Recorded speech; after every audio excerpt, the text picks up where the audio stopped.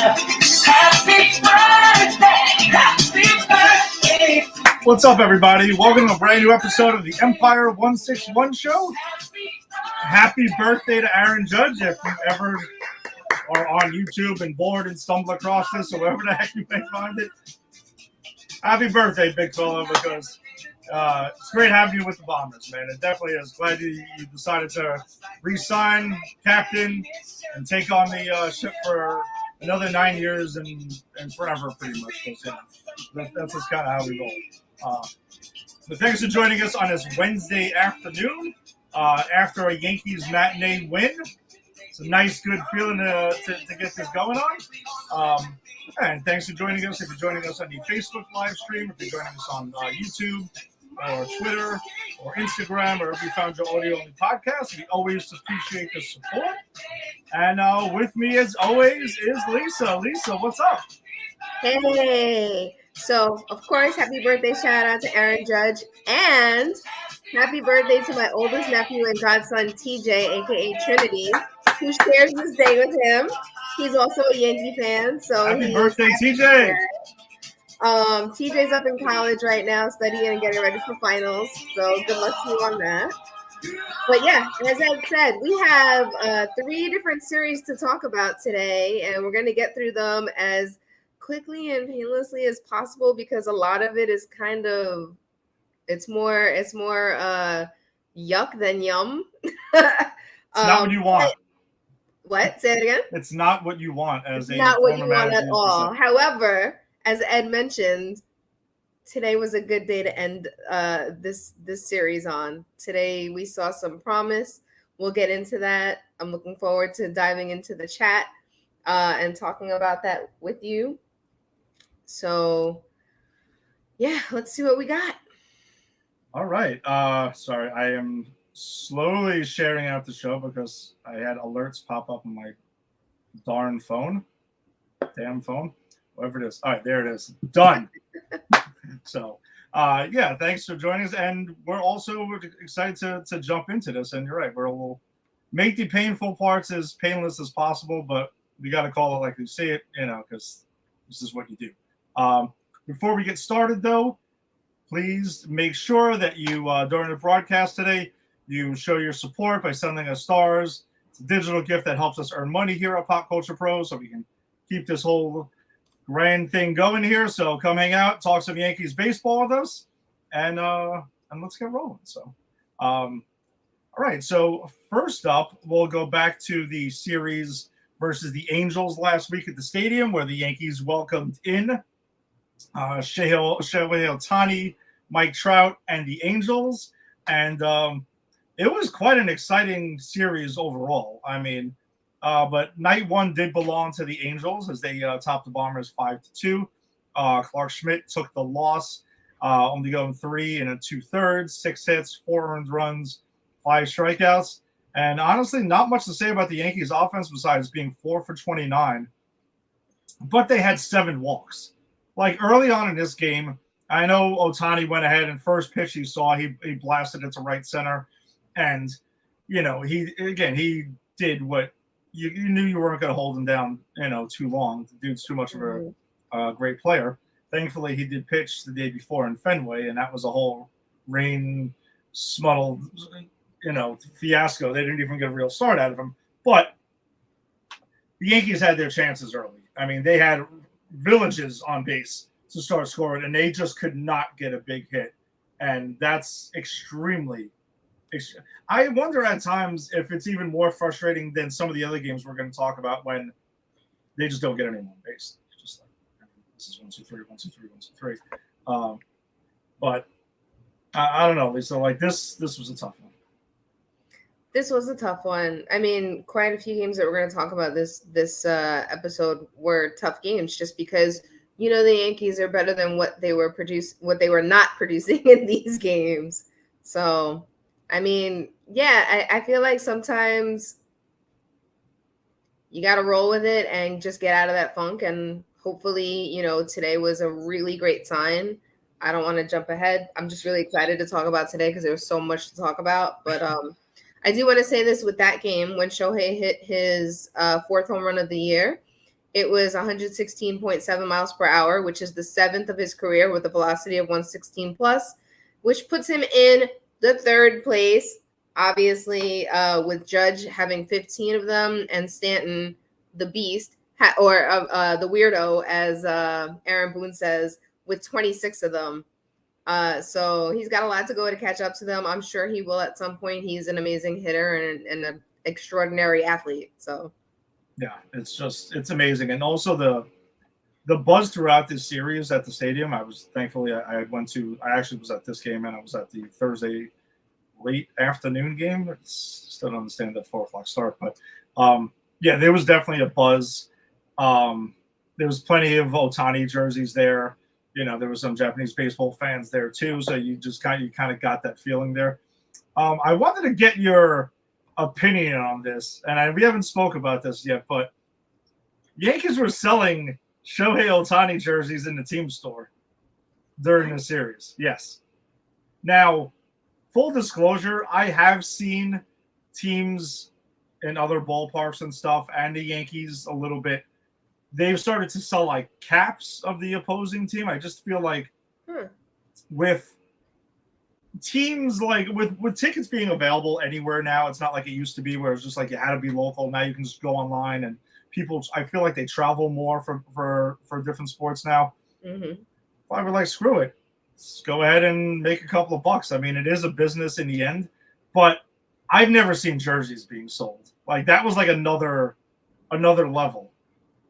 What do you think? Like, I'm very, very surprised to hear that. Yeah, you kind of caught me off guard with that. you can take the next 2 games to simmer. We can go back to that at the end of the 3rd game if you want some time to digest that. But yeah, there was 2 jerseys they were selling. They were selling the regular Ohtani jersey, and they were selling the one with his name in Japanese on the back. That's cool. So, well, listen, there is a huge population of Asian Americans that live in New York. Japanese included, like you said, you saw folks during the game that I'm sure that this might be the one and only time they get to see him in person. I mean, we talked about this when we were talking about the World Baseball Classic.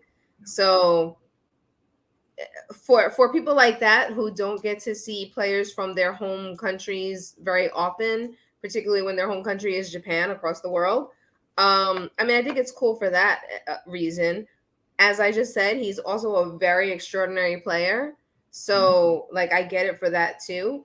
Now, if they go and start selling Joey Gallo on the Twins jerseys or something like that, then I'll be like, whoa. No. I agree. Like him, I mean, I get it. He's exceptional. He really is. I mean, to pitch and to hit at such elite statuses for both, very, very hard. It's like nothing we've ever seen before, because, I mean, we weren't alive to see Ruth, and Ruth didn't do it his whole career. I mean, I think that's like a misconception that's out there, like that he did it his entire career, which is why I'm really fascinated to see if Ohtani can do this his entire career. My gut still tells me no, that at some point he's going to have to pick one or the other. Something, I mean, knock on wood, hopefully, I don't want it to happen. I want him to be able to do this, but I kind of feel like at some point his body is going to just not allow him to do both in one way or the other. So, really? Even if it's just pitching and DHing? It's hard. It's what he's doing is incredibly difficult when you really sit down and think about it. I don't know. I mean, I hope it does. I just have this feeling that it's not going to be able to last his whole career. That may be a majority of it, but I feel like at some point he's going to either lose something off his fastball or something, and as a pitcher, he might have to give that up. Maybe he won't be as effective. The hitting, I think it would be, if I had to guess, the hitting would be the one that would last longer within the pitching. I think the pitching is where the real difficulty in this is. But I don't know. I could be wrong. I hope I am. It's just a weird feeling I have. I don't know. Okay. And after the 3rd game, I do want to go back to Ohtani in a second, because got another gut feeling that I want to will into existence. So I feel like we've done that on the show a couple of times and it's worked out. Oh, it has. We are very good at predicting things, folks. We've had it. Good. we've had it. So I want to throw it out there into the universe and make it happen. I think I know what you're talking about, but we'll see. I think so. And I'm going to explain why. It's not just out of nowhere. But game 2 of the series last Wednesday night, though, so the Yankees bounced back, edged the Angels 3-2. Johnny Brito, his first start from that epic beating from the Twins the week ago, not completely great, but I feel like he did show something by not completely getting obliterated.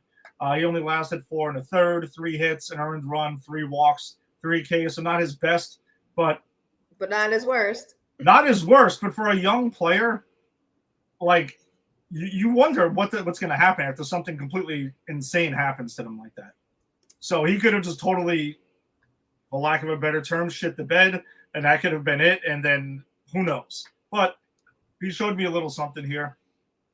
Hamilton picked up his first win of the season out of the bullpen, but this was billed as a battle of stars in the Bronx this series. And even talking about the store, they also had shirts. It was like home run showdown, picture of Judge and picture of Ohtani on t-shirts, which you've seen out a bunch, but which was kind of cool. But it was just cool to see the whole thing. But our star answered back, the reigning MVP. Aaron Judge was 1 for 3 with his 6th home run of the season, driving in 2 with a walk. Anthony Volpe was 2 for 4 with a run scored, a walk, his 8th stolen base of the season. Love to see how he's starting to get things going, and he love how he fills up the box score. Runs, stolen bases, walk, hits, like little by little, like that's what he needs to do. Mm-hmm. And the game winner, though, in the bottom of the ninth was Gleyber Torres. In the 10th inning was Gleyber Torres with a sac fly RBI. They had the bases loaded with less than 2 outs, and we've seen this before happen with the Yankees. And I'm like, if they don't win this game, I'm gonna snap. I'm just gonna completely snap right now. But thankfully, Gleyber did what he had to do. And I remember Paul O'Neill on the broadcast was like, the best way to just go ahead and get a fly ball right now is just to try to go the opposite way. And Gleyber just on cue did that, right? Like, that's exactly what happened. Mm-hmm. You got anything else more on this game? Any nuggets here before we move on? No, I mean, the only thing I will say is, when the Angels come to town now, I get to see Gio Urshela, who I really miss. I liked him so much as a Yankee, and he still looks great out there. He's still contributing on the Angels, so it was just nice to see him playing as well. He was playing first. Yeah, he's really become a very versatile infielder. He plays all 4 infield positions now. Well, he's not IKF who play and DJ LeMahieu who can also literally play anywhere. Yeah. But it's nice to see him, though. It is. And I heard during one of the games they said that he went to the field early and was like hanging out with some of the players, especially Gleyber. So I think it's nice that they still have their little bromance. Yeah. Oh, I'm sure they hang out plenty off the field. I have no doubt about that. Mm-hmm.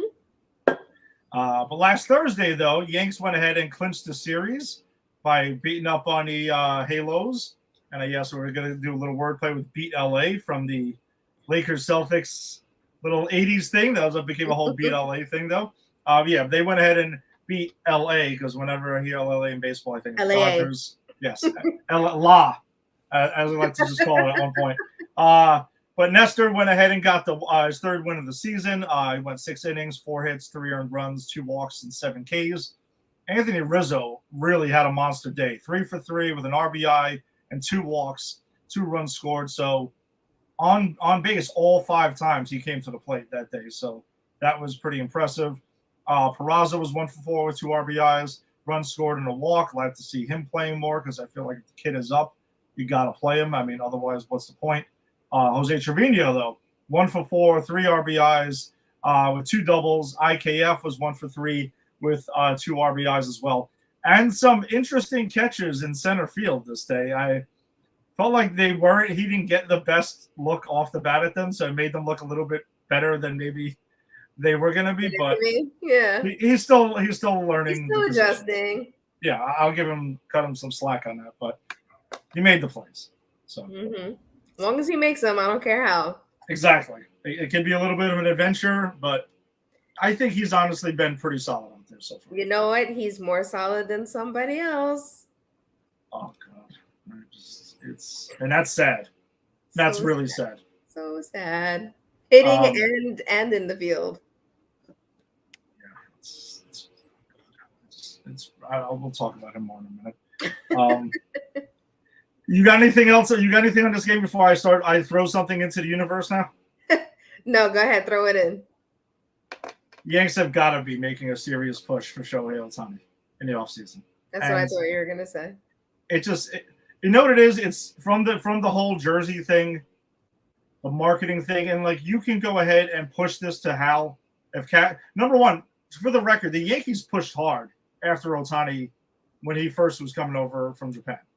He turned them down and said he wanted to play on the West Coast, and that's why they pivoted and went and traded for Stanton like the next day. It was that, which I didn't mind. No, and I'm not going to act like I didn't mind either. Like I was very excited about that.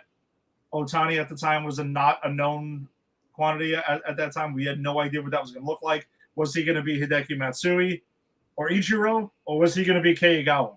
We had no idea. Or he could have been even, Tanaka also on another bright side. You have no idea. But a lot of the Japanese players that are coming over now, they are kind of holding their own immediately. So it tells you the gap between the leagues is closing a little bit, which is cool to see overall. But they have Donaldson's money coming off the books this year. It's about $25 million, and I want to throw up when I just. Can we just say we hope that they have his money coming off the books? Because according to Aaron Boone, before the season started, Donaldson was the one that was going to have a breakout year. So he can have a breakout. I hope he does have a breakout year. Whenever he ends up playing, I hope that happens, and then someone else signs him. He's a free agent. But I hope he's not. I hope he's not the new Hicks. Is all I'm saying. That they like him for some inexplicable reason, and they keep him on the roster. No. Get him out of there. I would love to see Shohei Ohtani. That would be amazing. No, the dude's 36. It's done. He's making way too much. It's a wrap. Severino, another guy who I like but isn't available enough. His money's coming off. There is money coming off the books to pitch to Hal for Cashman to go to Hal and say, listen, Ohtani's available again. Yes, he's going to cost a boatload of money, but we have money coming off. And the revenue that dude would bring in would be insane. Yeah. And having him and Judge on the same team, revenue-wise, would be bonkers. Okay? Also, so you can do that. Like, Cashman shouldn't even have to talk to Hal about this. This should have been already decided.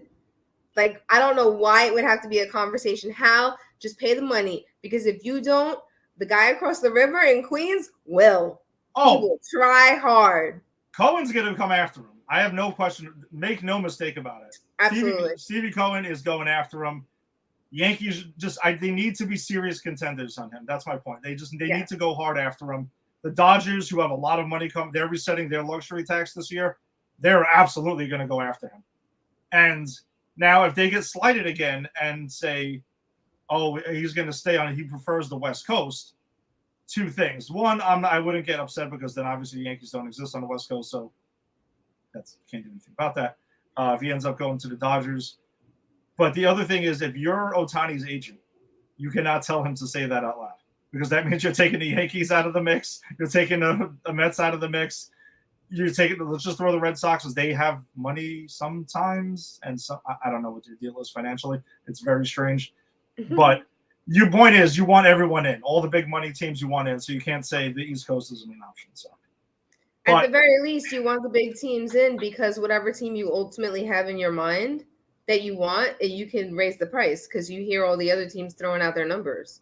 Yeah. So if anything at all, don't say anything. Exactly.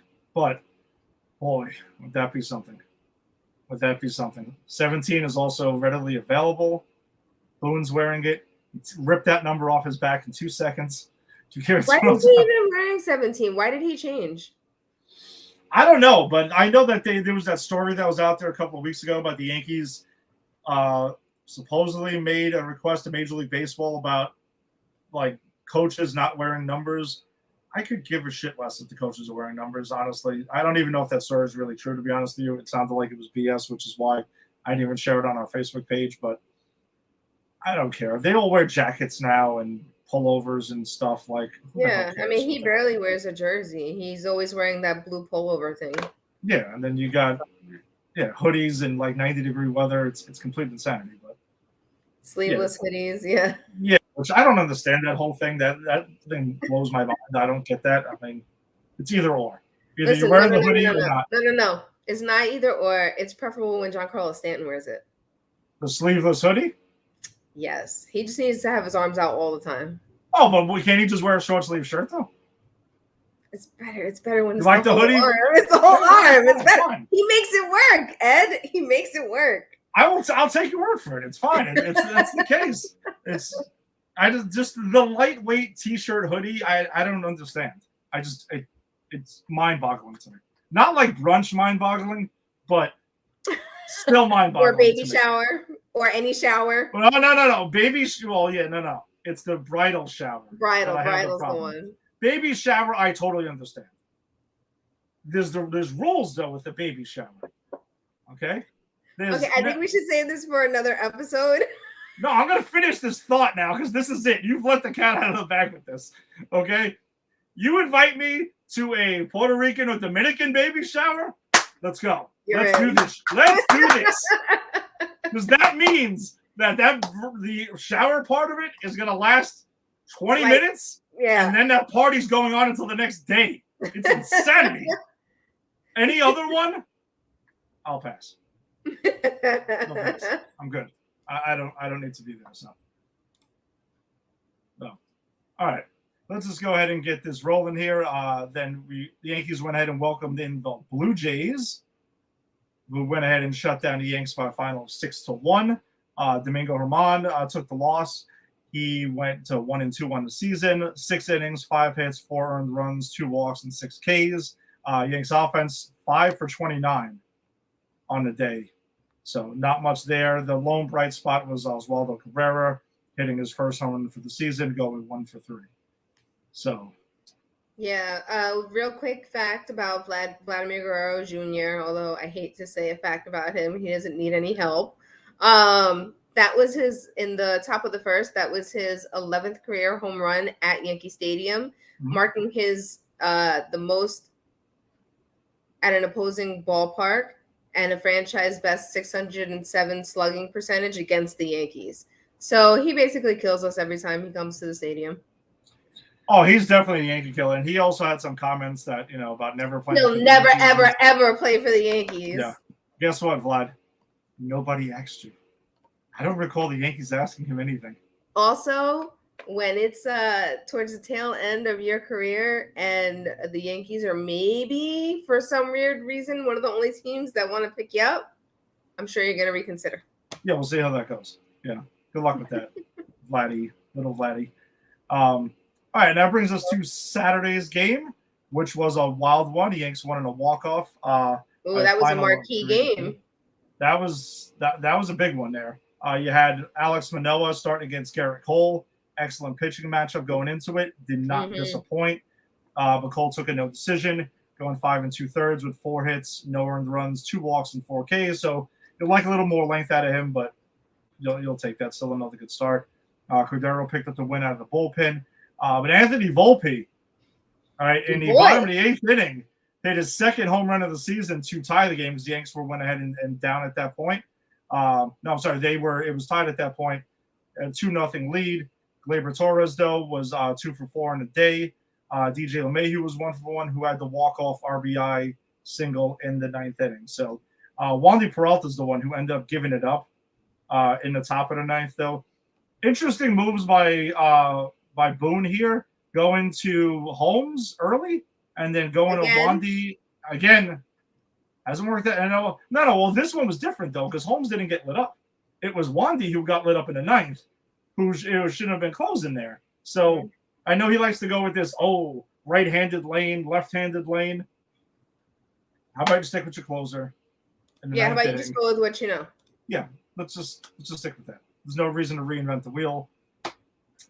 Holmes isn't Mariano Rivera, but kind of worked out okay for a little while.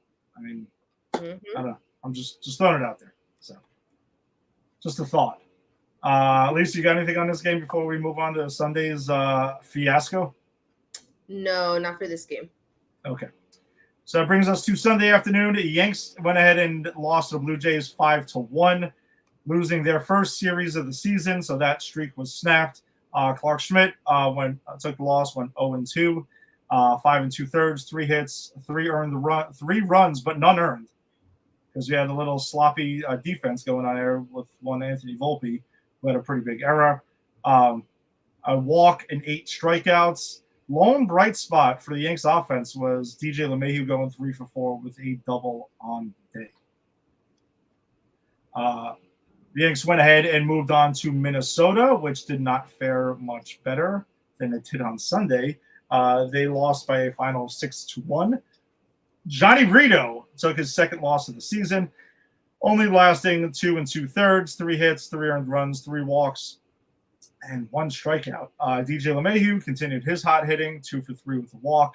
Yanks offense 0 for 7 with runners in scoring position. Yeah, I think the biggest story of this was Sonny Gray and his .62 ERA, which is the third lowest over a pitcher's first 5 games of the year for the Twins and Senators history since 1913. So the Twins don't usually have pitchers like this. And Sonny Gray, so this is where we had a conversation earlier in the week where I said I wanted to bring up something. So can I bring it up here? Yes, of course. So during this game, they were talking, the Yankees announcers were talking about Sonny Gray and Joey Gallo because they both used to be Yankees.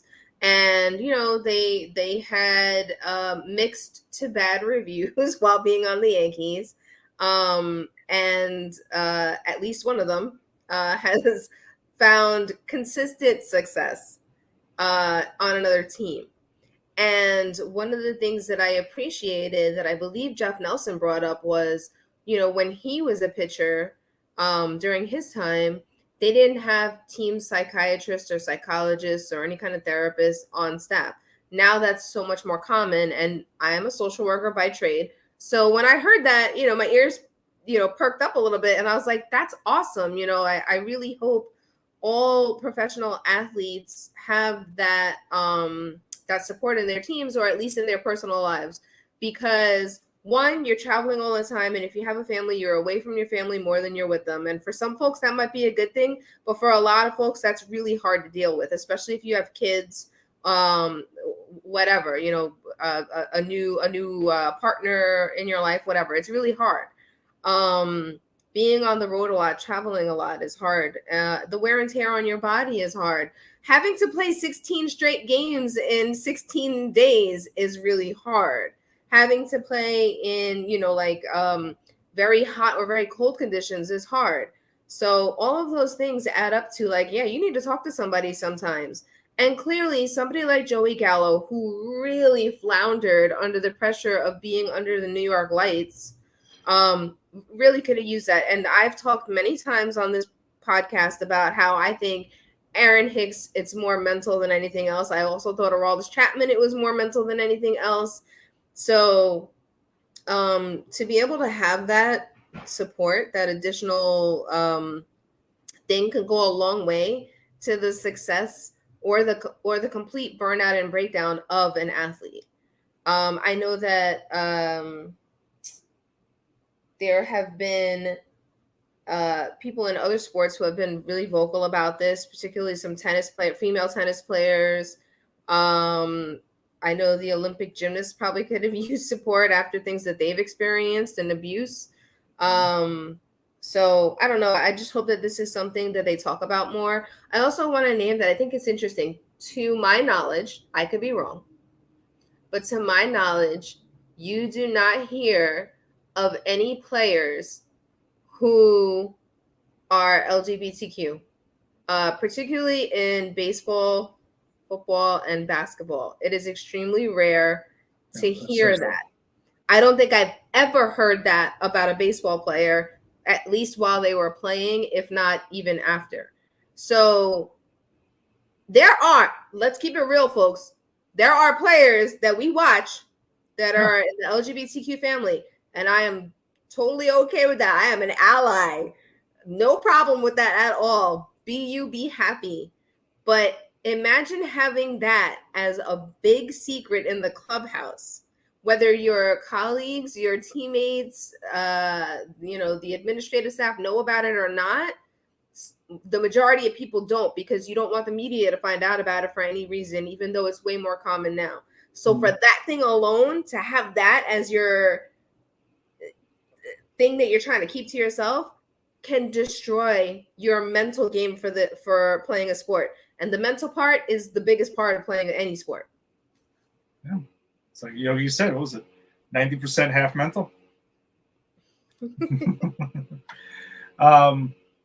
Yeah, no, for sure. I think that's in today's society, it's definitely a lot more focused on and acknowledged, so I would imagine a lot of teams have had, and we've also seen players. There's also closer for the Rockies. He actually is away from his team right now because he's dealing with anxiety. And Kevin Love, now of the Miami Heat, when he was on the Cavs, he also stepped away from the team for he had anxiety at some point. Rick Ankiel, who played for the Cardinals years ago, he was a pitcher who lost the strike zone one day and couldn't pitch anymore. He was done. He had to go back and reinvent himself as a position player. And he wanted to play so badly. He came back a pretty effective player too. So the mental aspect of it is it's just as important as the physical, maybe even more important. And I agree with you. Hicks is definitely this is definitely a mental thing that's going on. Yeah. And put on top of that, if you're a player of color, or like I said, if you're on the LGBTQ spectrum of how you identify, or you have, like, I know Joey Gallo has spoken openly about this, and I mentioned how I appreciated it, but like he has facial tics, right? That's something that can make a player self-conscious. Or if you're in the beginning stages of some of the players who've had cancer, right? I'm sure that they found out while they were playing and they couldn't do anything about it until the off season, or what, you know what I mean? They put it off or whatever. All of those things and more, all of the little things that pile up on you, just throughout your daily life. Like, what if you're starting to go through a divorce, or you're about to have a kid and you're going to miss your child being born? Those things just all stack up on you. And look, I am the first to say, I say this at work all the time. My staff, work is not the first thing I want them to think about. I want them to think about their own health and mental well-being, their family, whatever their beliefs are, and then work. Like, it's so important. And I think anybody, whatever job you have, whether you're a pro athlete or not, there are things that come before your job, and always should. And when one of those things that comes before your job interferes with you being able to do your job, you need to talk to somebody. Yeah, sure. All right. We're transitioning to baseball. So last night the Yanks did not fare much better. They went ahead and dropped that one 6-2. Nestor Cortez got his first loss of the season, only lasting 5 innings, 5 hits, 3 earned runs, a walk, and 6 Ks. Anthony Volpe was 2 for 4, and Willie Calhoun, who I still don't understand for the life of me why he's hitting in the middle of the order, but he was 2 for 4 on the night. Nestor did not have his ace stuff, but still scored 2 runs. I mean, that's kind of what I'm looking at there. Again, I mean, this lineup after the top 4 or 5 on some nights, it's brutal. And we'll get to that after our last game in a minute when we just talk about the current state of the team. But that was rough. That was a rough one. Yeah. So I have 2 facts. They're both about the Twins. Joe Ryan, their starter, became the first 5-win pitcher of the season, and he joined Kerry Kuzman of the 79 Twins as the only pitchers in club history to win each of their first 5 starts. And Byron Buxton, who had a great series against us, and I was surprised he didn't play today. His go-ahead home run helped the Twins win the series versus the Yankees for the first time since 2001. Do you want to guess how old Byron Buxton was in 2001? To give you perspective on how long ago that was? 2? 6. 6. Okay. I knew it was going to be something insane. So He was 6 years old the last time they took a series versus the Yankees. it's not a good sign. Well, listen, it was gonna happen eventually. It's just Of course, the law of averages. But yeah, when the Yanks aren't beating up on the Twins, you kind of feel like something's weird. Like something's off. If they're not beating up on the Twins or Baltimore, like. Well, the Orioles, we saw the signs of the Orioles getting better. The Twins, it doesn't matter how good they are. The records don't matter. The Yankees just own the Twins, and that's it. The last time they played, there was some insane numbers that were going out there where the Yankees had won, like, I don't know. It was pretty much almost at 162 games at one point, so the course of an entire season. And it was bonkers, the amount of wins that the Yankees have had against them. It was I remember one time I think I heard it was like 143 to 26. Yeah. Like, something crazy like that. So, but we did get back to normal today, and the Yanks went ahead earlier today, smacked the Twins around 12-6. The offense woke up on my group text with Jerry and Steve and my friend Tommy. Before the game, I had sent them a GIF of Joe Boo and Serrano lighting the thing. I was like, let's go. Hats for bats. And there's another one. So looks like that may have worked. Domingo Germán, not that sharp, but might have been pitching to the score. Got his second win of the season. 6 innings, 5 hits, 6 earned runs. That's where it gets ugly. 2 walks and 8 Ks. But the birthday boy, Aaron Judge, 3 for 4, 2 doubles, 3 RBIs, a run scored, a walk, and a scary moment as he was thrown out stealing third. I didn't get a chance to hear what happened. My guess is that he probably jammed a pinky finger or another finger like there because he ran straight into the clubhouse. Yes. So I was actually worried that he dislocated his left shoulder because the way it looked. When he was sliding, his left hand kind of got like caught like this, and his shoulder kept moving forward.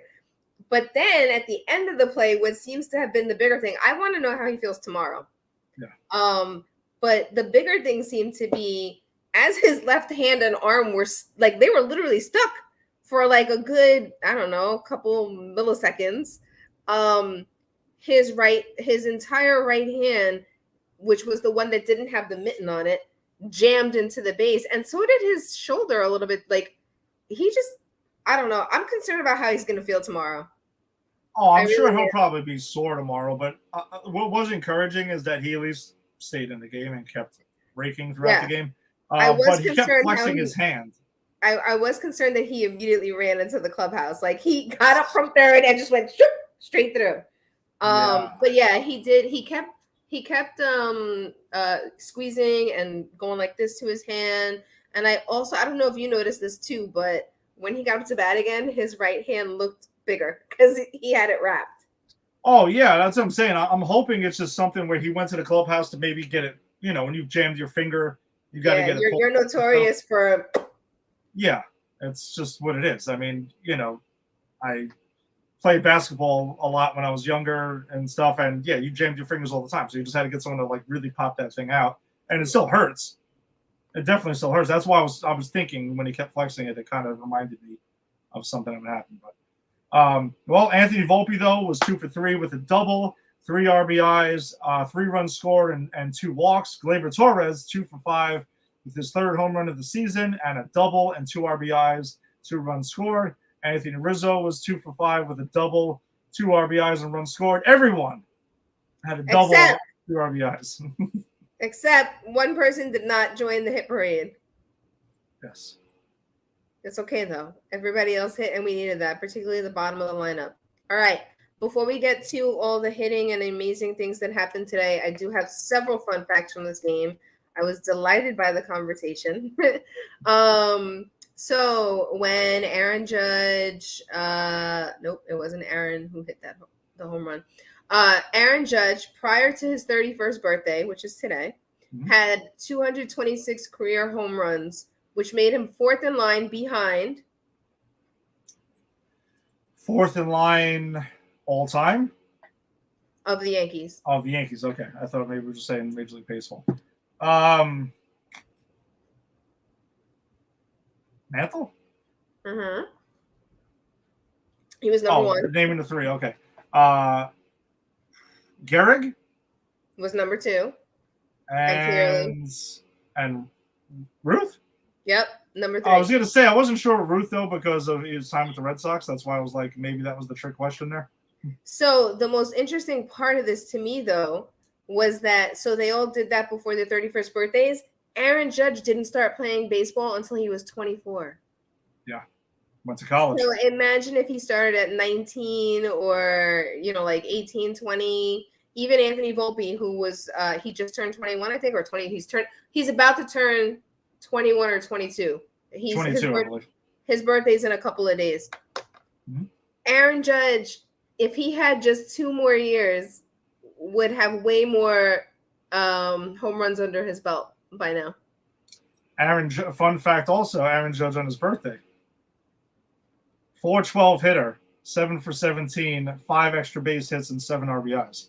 Okay, so clearly his birthday is a great day for him to play ball. Pretty good. Pretty good.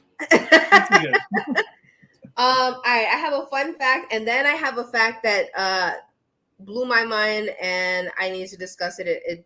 It has nothing to do with baseball. The fun fact is about the relief pitcher Hedrick. He comes from a family of drag racers. Both of his parents, his older sister, his aunts, and his uncle are all drag racers. Wow. Interesting. And what happened? He just decided to pick that up was baseball? a very random, cool fact.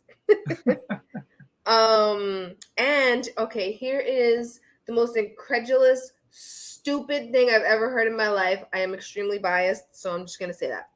Ryan Ruocco was Ruocco. I'm thinking of Kaylee Cuoco, so I'm saying his name like hers. Ryan Ruocco was talking about. They showed a mural of Prince, who is my all-time favorite artist. Don't tell me otherwise. And he told Jeff Nelson that when the Minnesota Lynx won their championship in I think 2015, he was in college interning for them or something like that. He was invited to a party that Prince was hosting at Paisley Park at his home. Wow. And he didn't go. Why? They didn't give the reason? Jeff Nelson was like, what is wrong? Why? Like Jeff Nelson was almost speechless. I think Jeff Nelson would have cursed if he knew he wasn't on the air. I know I cursed in my apartment. I was like, what? How dare you? Get off the mic right now. Put Michael K back in there. Yeah, apparently he was at dinner and he was at dinner with 2 of the players when they got invited, and all 3 of them were invited. And he was like, oh, no, it's okay. I don't want to, like, it's fine. And then Jeff Nelson was like, what dinner is worth missing Prince performing at his own home? And he said, he's like, I admit it was one of the dumbest decisions of my life. Yes, Ryan Ruocco, I agree. It was the stupidest decision of your life. Oh my gosh. I want to go to Minnesota just to go to Paisley Park. I don't care if I see any games. I just want to go see Prince's mansion, now museum, because I love him. People called me the day he died because they knew I would be upset. So Lisa, wait, are you saying that when we schedule the trip to Minnesota, when he decide to knock that off my list, should throw that out? I should 100% be invited to that one. Okay. I'm just letting it be known because me and Angie had planned it last year, and then the Rangers kind of bumped that and moved it to Cleveland. But it's definitely on the list. But when I saw they were playing in April, I'm like, hell no. Nope. No, definitely not. And thank God, because it was like 35 degrees during the game. Yeah, I'm good. That's going to happen when they play in June or July. Yeah. Probably July, maybe August. Even September I would open up to, but no. Beginning of September. Yes, like September 1st. Maybe Labor Day weekend or something like that. Yeah, that's going to be very strategically planned based on the weather. All right, so before we move on, we did have one comment here, which was a little bit puzzling, so I just wanted to throw it out there. Frank Terzio, Pop Culture Pros Mets super fan, always watching the Yankees Empire 161 show. So, Frank, thanks for the Thank you, support. Frank, number one We fan. appreciate you supporting the Yankees. Last place. I don't know what that means. I was going through the standings. So the Red Sox are in last in the AL East. So unless he was talking about the Red Sox, the Kansas City Royals, maybe, Oakland A's, Washington Nationals, St. Louis Cardinals, or Colorado Rockies. Was one of those random teams on your mind that you blurted out last place? I don't know.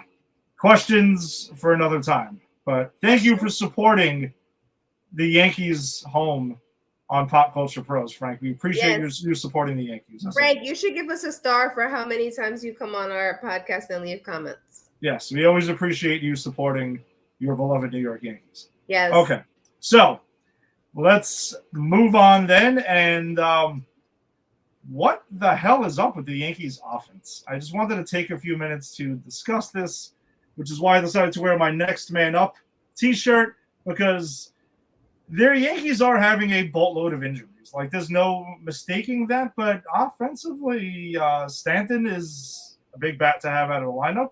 Yeah. Josh Donaldson, not so much. And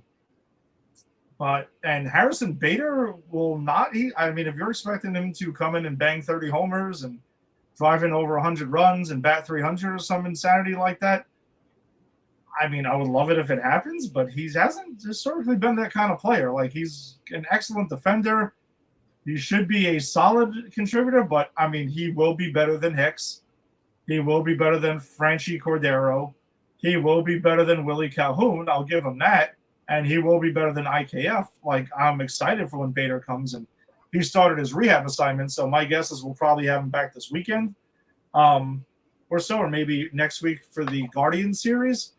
But the Yankees offense, it's just more or less what the second half of the order is. Like, the top half, Volpe's starting to find it. Judge will get going into Judge form. Rizzo's off to a pretty good start. DJ LeMahieu's off to a good start. Glaber was hot and cooled off. But then, and Trevino, we'll see if he can recapture some of last year's first half form. I hope so, too. Higgy, I'll take what I can get. He's a backup catcher. Shows little pop once in a while.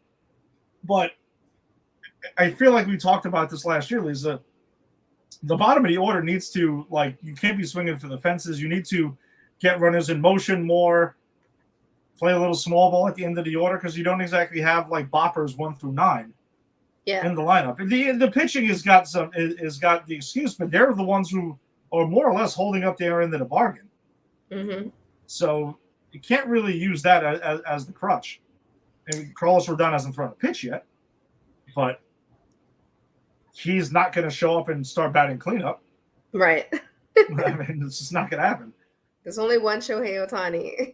Yeah, as much as I would love it, that would be phenomenal. I don't know, it's tough. And Franchy Cordero was a flash in the pan, possibly, and that may have already ended because he has looked pretty bad, especially on breaking balls. Yeah.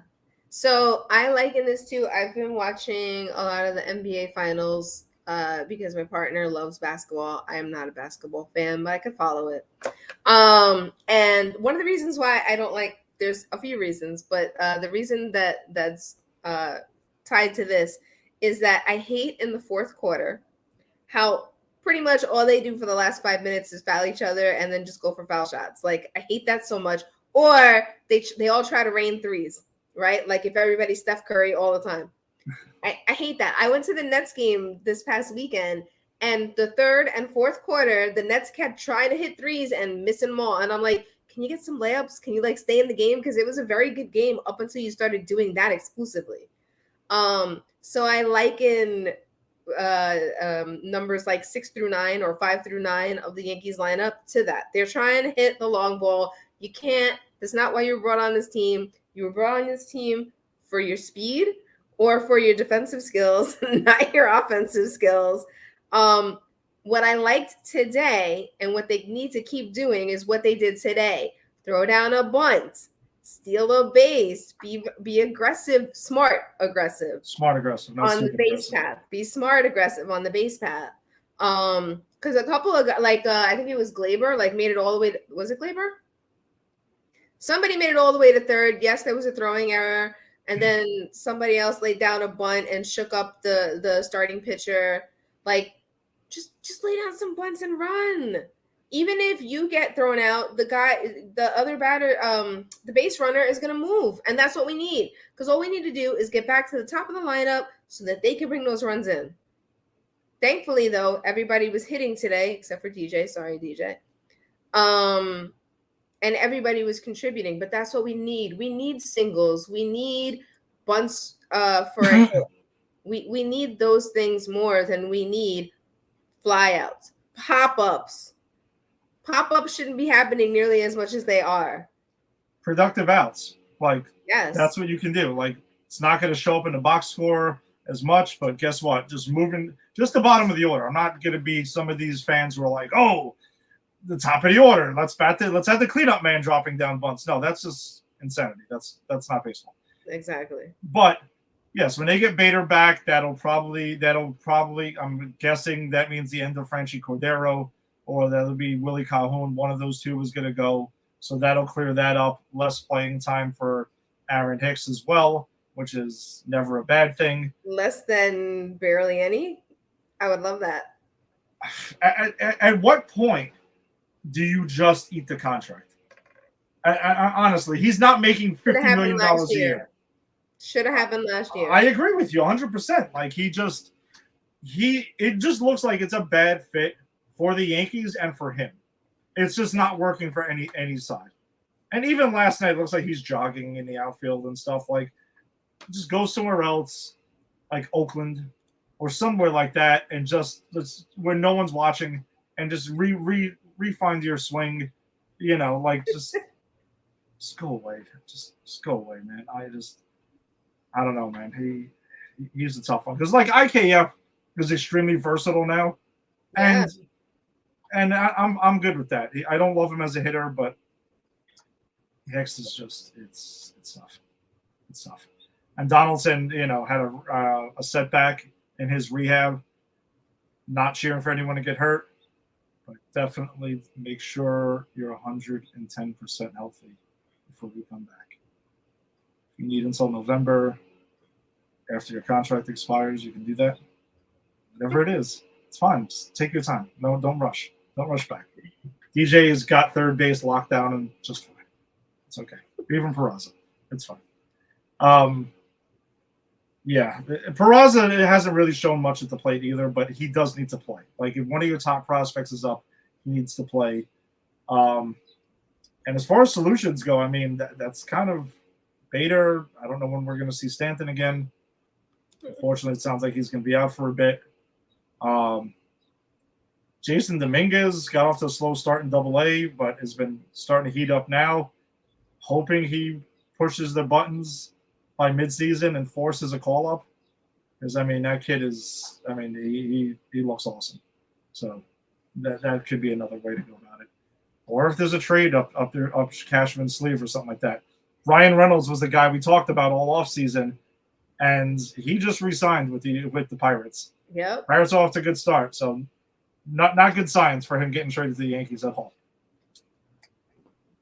But, all right. Let's go ahead and get on to our awards of the week. We can give it a start with the top of the heap, which was our hitter of the week here. I'm going to start things off this time. All right, we'll see who it is. There's two candidates. I'm going with Anthony Volpe. Okay. Anthony Volpe is my top of the heap for this week. Volpe hit 280 with a 400 on base percentage. A home run, 5 RBIs, 5 walks, and 4 stolen bases and 5 runs scored. So, and even though he had his 3 straight games with 3 errors, kid looks like he's starting to find it. Very aggressive at the plate, especially the last 2 nights. First pitch swinging at times, but he's actually hitting the ball hard and putting it in play. So, encouraging signs there for the kid. Lisa, who's your top of the heap this week? I don't know if it's one of the two you were talking about. I get very anxious when we have a show right after a game or like really soon after a game because I Uh-huh. don't feel like the stats reset in time. That's fine. That's fine. But I picked Glaber Torres. Okay, that's fair. So his for the last 7 days, his OPS was 863. His average was 304. 1 home run, 2 RBIs, 4 runs, 7 hits, 3 walks. His on base percentage was 385, and his slugging percentage was 478. So I went with my guy Glaber Day. DJ was my other possibility. DJ was my second. It was between DJ and Glaber, but then after DJ, so this is why I know the stats didn't reset, because about 20 minutes after the game, I went to look to pick my king of the hill on my top of the heap, and I was like, "There's no way DJ's average is that right now, not after today." So I was like, "I'm gonna go with the other one that's safe, Glaber," because according to them, DJ's average this past week was a 364, and I was like, nah, he went over. He's not 364 anymore. No.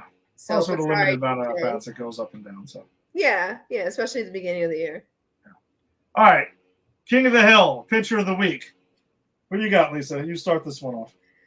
So I usually stick to the starters, and I know that every now and then you throw in a curveball and you go with a reliever, and it's very rare that I do. I did not go with a reliever. I went with our safest bet, our ace, Garrett Cole. He's got a 0 ERA. I'm so sorry I took yours. It's all right. It happens. He had a 0 ERA this week, excuse me. I mean, his ERA for the year so far is under 1. It's ridiculous. He went 5 and 2/3 innings, 4 hits, 0 runs, 0 earned runs, 2 walks, 4 strikeouts, 1.06 whip, and the batting average against him is a 200. And he's consistent as much as he can be. He is consistent. And I'm still giving him points for his impression of Nestor Cortez Jr. Yeah, mine's Garrett Cole. Gave that away. Lisa gave the stats. So we can easily move on from that. But Cole has been phenomenal start to the season. So keep that going. All right. So that brings us to our preview of the upcoming series where the Yanks go ahead and will make their way down to Texas to take on the Texas Rangers in a 4-game set. Lisa, who are our pitching probables? Yes, and thankfully, the Yankees updated that today too. So there are no formidable to be determined. There are actual names. So on Thursday, tomorrow, we will see Andrew Heaney, left-hand pitcher, 2-1 record. Heen dog! Yeah. 4.34 ERA and 20 strikeouts on the year so far, and he will be playing our king of the hill, Garrett Cole, right-hand pitcher, 4-0 record, 0.79 ERA and 36 strikeouts on the year. On Friday, we will see a somewhat familiar face, much to the chagrin of Mets fans. Jacob deGrom will be starting for the Rangers. He is a right-hand pitcher, 2-0 record, 3.04 ERA, and 43 strikeouts on the year so far. And he'll be playing against Clark Schmidt, so let's see how that goes. I think there's a big disparity there, but we'll see. He's our right-hand pitcher, 0-2 record, 6.30 ERA, and 24 strikeouts. Saturday, we will see a familiar face again, Nathan Eovaldi, right-hand pitcher, 2-2 record, 5.20 ERA, and 31 strikeouts on the year, and he will be up against Johnny Brito. He is a right-hand pitcher. Let's see which Johnny shows up. His record is 2-2. He has a 6.11 ERA and 12 strikeouts on the year. And then on Sunday, the 30th, Martin Perez, left-hand pitcher, 3-1 record, 2.60 ERA and 24 strikeouts against my favorite, Nestor Cortez Jr. I can't wait to see what cleats he's wearing that day. He's a left-hand pitcher, 3-1 record, 3.49 ERA, and 28 strikeouts on the year. All right. So a lot of familiar faces in the Texas rotation for Yankee fans. I mean, Andrew Heaney did not have his best time with the Yanks. And then Nathan Eovaldi, who also did not have his best time with the Yankees. So we'll see. Hopefully it is not something like Sonny Gray and Joey Gallo this past series, because that would not be good. No, it would not. So we'll see how that goes. All right. Well, that pretty much wraps it up for us this week. Thanks for joining us as always. If you're joining us on the Facebook live stream, be sure to check out our group, the Empire 161 Show on Facebook. Join the group, check out the daily conversation, lineups and highlights and show and whatever else you want to find out. We want to hear from you. Also check out Pop Culture Pros and popculturepros.com because that's who we are presented by. As always, if you're checking us on YouTube, subscribe to Pop Culture Pros. Twitter, give Pop Culture Pros a follow at Pop Culture Pros and also follow us at Empire 161 Show. If you're checking us on Instagram, go ahead, check out Lisa loves this part of every shot. This might be your favorite part of the show. It is. At the Empire 161 show.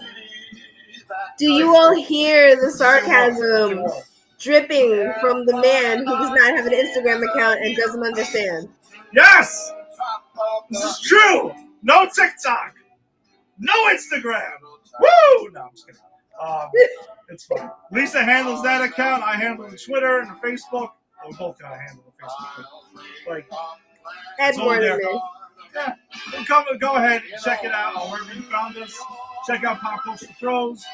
And if you're into, we got everything you're looking for. If you're a Met fan who's checking us out, like Terugio, check out the Put It in the Book show with Falachi and Rodriguez and Keith. They do a great job covering the Mets. If you're into sports in general, check out the Unsportsmanlike Conduct podcast. They got a big NFL draft show coming tomorrow night. Check them out. If you're into comic books, check out Brady's Peach Tea with me and Jason. We'll be back on Sunday night talking about Guardians of the Galaxy Volume 2 and all the CW shows, Flash, Superman and Lois, unfortunately Gotham Knights, and DC's Titans. Excited to get to that. And that's it. So enjoy the baseball this weekend. If you're into New York sports, you can check out there it is. The rally towel for the Knicks. Let's go Knicks. Taking on the Cavs tonight. Rangers, Devils tomorrow night. New York sports are everywhere, baby. Let's go. Everywhere. So we'll see you next week. Peace. Bye, everybody.